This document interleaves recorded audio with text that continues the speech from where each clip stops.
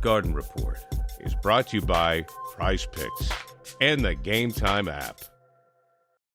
Hey, Bobby Manning here. Chris Gasper from the Boston Globe joining us after the Celtics beat the Cavs pretty convincingly. Cavs made a late rally in this game, third quarter. A messy one for the Celtics with the bench unit mostly in there.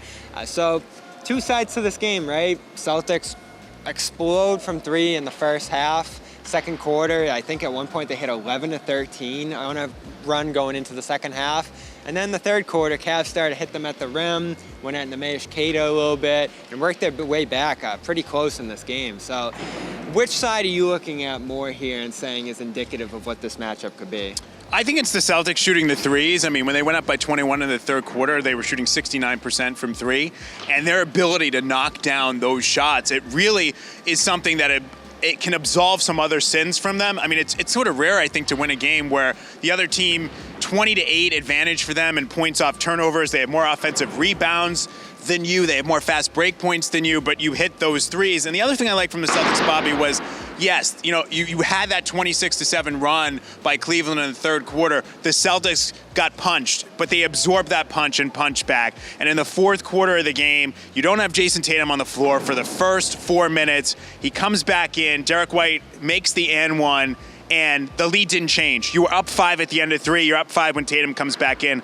I thought that was huge. So I like the Celtics. They need a game like this. I like the way that they were able to take a punch from Cleveland and absorb it and punch back. How real did the Cavs look to you? Obviously, they were missing Isaac Okoro, Karis LeVert, all the wing. And when you're missing wings against the Celtics, what are you going to do? But Mobley impressed. I think he's taken a step. Their bigs are tough to deal with, and they have the 2-star guards who didn't look quite like stars in this one. Garland was brutal. Yeah. 3 for 21, 0 for 6 from 3. And I thought the Celtics took advantage of him on the defensive end in terms of his defensive play. I was impressed with the Cavs, though, because everything you mentioned, Bobby, they could have folded up their 10, and they didn't. And I think you see how hard they're playing for Kenny Atkinson. And they also just did not seem to be deterred by the fact that the Celtics were clearly, out-mathing them, I guess, as Joe Mazzulla would say, with the threes. Right. They didn't change their game. They kept cutting and crashing and executing their offense. So I was actually quite impressed with Cleveland. And I'd love to see these two teams play when they're at full strength. I still think the advantage is the Celtics, and it's a clear advantage.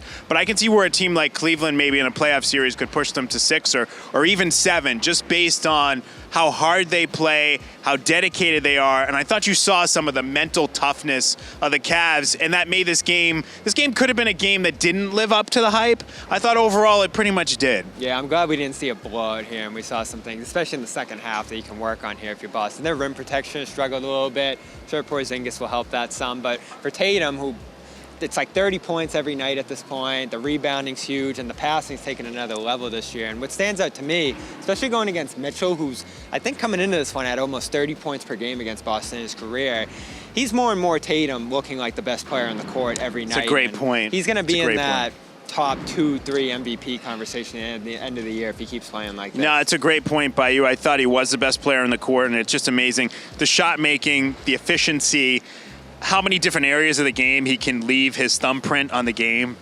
Very impressive all around, the rebounding, everything you want to see. And you could see he got a little frustrated at times. I like what Joe Mazzulla said. This was a physical game. Right. I mean, the Cavs brought the physicality. And I know there are times in the past I feel like Jayson Tatum has sort of gotten off his game when teams have gotten physical with him. The refs. Yeah, and he did a little bit of complaining to Tony Brothers, but he wasn't alone. Almost every player on the court was complaining about the officials tonight. And Tatum still, I felt like it never knocked him off his game at all. And I love that. So I'm with Joe on this in terms of the idea of the Celtics facing a physical team like this and responding will help them later on. Are you an NBA Cup guy? I am not an NBA Cup guy. I think that, look, you could tell when the Celtics came in the all-black that they were getting up for this game, and it wasn't because it was an NBA Cup game. It was because the Cavaliers were 15-0.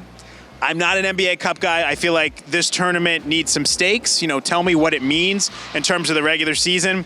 I don't begrudge anybody for maximizing their earning potential, and I know the money means a lot to guys like Nemi and Luke Cornett, Sam Hauser, Jordan Walsh. I could go on. But as a fan, if the number one thing pulling me in is that the players can make more money, it doesn't do it for me. He's Chris Gasper. Check him out in the Boston Globe. Always appreciate you hopping on the Garden Report here, Chris. Thanks for having me, Bobby.